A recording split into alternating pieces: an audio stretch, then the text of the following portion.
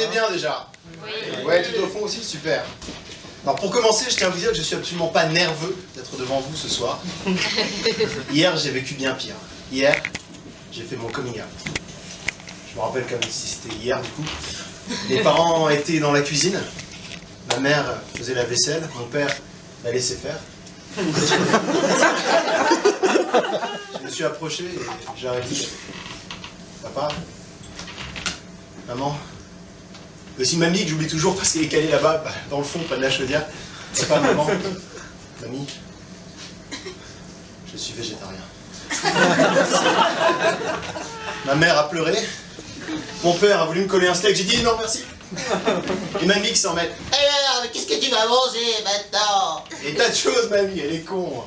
Des courgettes, des aubergines, des légumes de l'ancien temps. À 4 syllabes. Potimarron, topinambour, rutabaga. Tu vas te rappeler la guerre, non? Les tranchées.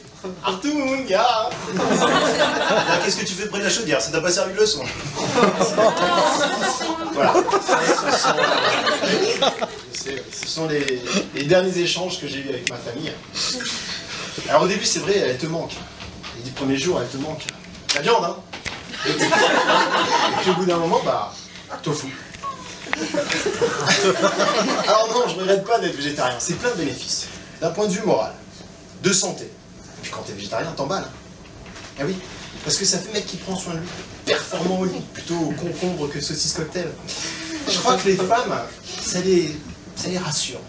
Un type capable de se payer 20 grammes de quinoa bio à 40 balles, ah tu les sens passer. Une graine, c'est l'équivalent d'une pièce de 1 centime en un peu moins dur à mâcher. Heureusement que ça rapporte le stand-up. Mais parfois ça pose problème aussi. L'autre jour, il y a une nana qui m'accoste. Alors comme ça, t'es végétarien? Bon, j'interprète, hein, forcément, sur Tinder, il n'y a pas la voix. Alors comme ça, t'es végétarien? Oui. Ça veut dire que... tu peux pas me bouffer ma chatte? Non. Toi, tu comprends pas. C'est pas que je peux pas, c'est que je veux pas. Être végétarien, c'est un choix, hein, c'est pas une maladie. Quand j'en parle avec ces salopards de carnivores... Pardon, il y a peut-être des carnivores dans la salle. Allez-y, levez la main, je risque pas de vous manger. Oui. Ah ouais, quand même. Moi, j'ai rien contre les carnivores. Hein. Mon meilleur pote est carnivore. Par contre, vous, les végétariens, ça vous énerve. Ça, c'est depuis qu'Adam et Ève, ils ont croqué la pomme. Bah, vous dites que s'ils avaient croqué le serpent, on n'en serait pas là. En plus, moi, j'ai une barbe et un chignon, on dirait que je reviens de Thaïlande, j'ai tout pour vous faire chier. Bref, quand on débat avec JP, mon meilleur ami carnivore, il me sort toujours l'argument du lion. Je cite, « C'est naturel de manger de la viande, puisque le lion mange les gazelles. » Désolé, mais le lion, quand il voit une gazelle, il a envie de la manger. Nous, quand on va à la campagne avec mon pote JP, qu'on croise des vaches, jamais je l'ai vu sauter la barrière pour les mordre. Hein. Et JP, il est persuadé que pour être fort et viril comme un lion, il faut manger de la viande. Moi, je dis qu'un rhino ou un gorille, c'est pas mal viril aussi. L'homme le plus fort du monde, il est végétarien, vous le connaissez tous. Popeye. Carburant au cassoulet, peut-être. Je lui dis à JP, arrête avec tes histoires de lion. Le lion, il mange ses proies. Toi, tu manges des cadavres que tu achètes au supermarché. T'es beaucoup plus proche du chacal ou de la hyène. Même physiquement. Plus l'autre jour, j'ai vu un reportage sur les lions à la télé, sur la chaîne là, Discovery Channel. Je sais pas pourquoi ça s'appelle comme ça, d'ailleurs, la programmation n'a rien à voir avec le parfum. Ben, les lions sont pas tous carnivores. Hein. Il y en a qui se nourrissent de fruits à la belle saison. Voire de larves qui ramassent sous des cailloux en chantant Hakuna Matata. Pardon, j'ai dit quoi? Discovery? Excusez-moi, c'était Disney Channel. Vous allez me dire, ils font ça pour faire plaisir aux enfants. Peut-être. Parce qu'on était tous comme ça, enfants. Enfants, quand on nous racontait l'histoire des 3 petits cochons, spontanément on pensait, c'est pas cool que le loup essaye de les manger. Et pas, il est relou ce saucisson à construire des maisons tout le temps. Alors qu'est-ce qui a changé? Pourquoi, gamin, on pleurait la mère de Bambi, alors qu'adulte, on s'en fait des tartines à l'heure de l'apéro? C'est parce qu'on fait plus le lien. Parce qu'on fait plus le lien entre la souffrance animale et ce qu'on a dans nos assiettes. Vous avez déjà visité un abattoir, vous? Moi, j'y suis allé une fois. C'était atroce. Du sang partout. À chaque fois que j'y repense, ça me donne envie de gerber. Sans gluten, des graines de sésame et tout.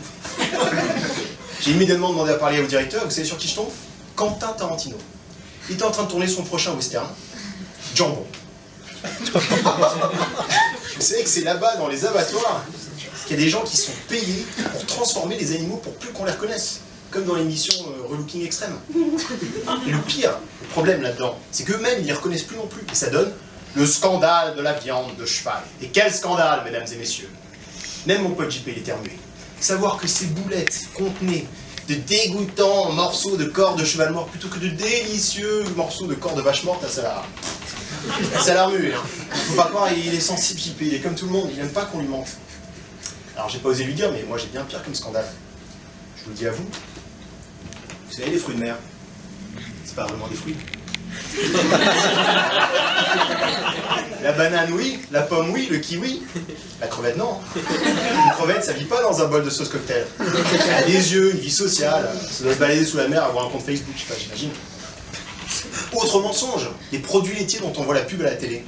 Les produits laitiers sont nos amis pour la vie, oui. Ah non, mais pas du tout.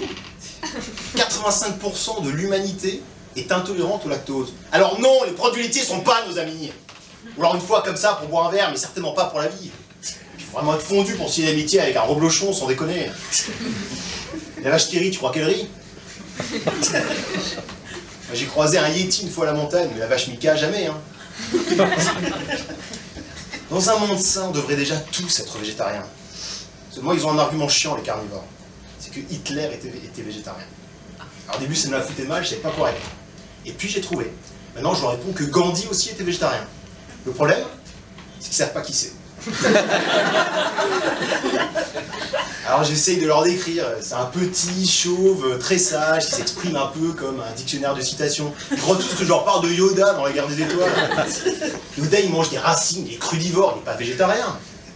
C'est pourtant simple, il y a les végétariens qui ne mangent pas d'animaux, les végétaliens qui ne mangent pas non plus ce qui est issu de l'animal, comme les œufs, le lait, Nadine Morano. Les fruitaliens qui mangent que ce qui tombe naturellement des arbres. Les crudivores qui mangent que du cru, donc pas les céréales, et surtout pas les céréales Frosties de Kellogg's, parce que Frosties, tu as mangé du tigre. C'est une espèce en voie d'extinction, vous l'aurez compris. Les poubellivores qui mangent que les rebuts jetés par les autres. Les pourritaliens qui mangent que ce qui commence à pourrir. Les aérophages qui mangent que de l'air. Les terriens qui mangent que de la terre. Les martiens qui mangent que des mars. Puisqu'on parle des martiens, est-ce que vous avez songé une seconde à ce qu'ils diront quand ils exploreront la Terre d'ici une centaine d'années? Éclaireur Grand Bidule de rapport, mon général. Parle, Grand Bidule, je t'écoute. C'est un peu incroyable, mon général. La civilisation qui peuplait cette planète était tellement obsédée par la consommation de viande qu'elle a choisi de s'asphyxier à coups de paix de vache. La honte! La honte! Toutes ces vaches qu'on stocke et qu'on multiplie à l'infini nous pètent dessus jusqu'à l'étouffement. C'est la deuxième cause de réchauffement climatique devant les transports. Vous savez ce qu'il me répond, JP, quand je lui dis ça? Bon, il faut bien les manger pour les empêcher de péter. Vous savez, moi, ce que je crois, c'est que l'humanité, c'est un concept qui va en s'élargissant. Au début, quand tu vivais dans une grotte, l'humanité, c'était ta famille. C'était ton père, ta mère, ta femme, qui était aussi souvent ta mère, sa fille, qui était aussi ta sœur, du coup, ainsi que souvent ta deuxième femme. Sans oublier sa fille, qui était à la fois ta fille, ta nièce, ta petite fille, ainsi que souvent ta belle-mère. Et puis le concept s'est élargi. On a inclus les voisins, les gens qui ne parlaient pas la même langue, puis les gens qui avaient des couleurs différentes. Mais vous savez, moi, ce que je crois, c'est que d'ici 20 ans, dans 10 ans, maintenant qu'on sait de manière sûre que ce sont aussi des êtres sensibles, d'ici 10 ans, dans cette vision élargie qu'on aura de l'humanité, moi je crois qu'on inclura aussi les Anglais. Merci.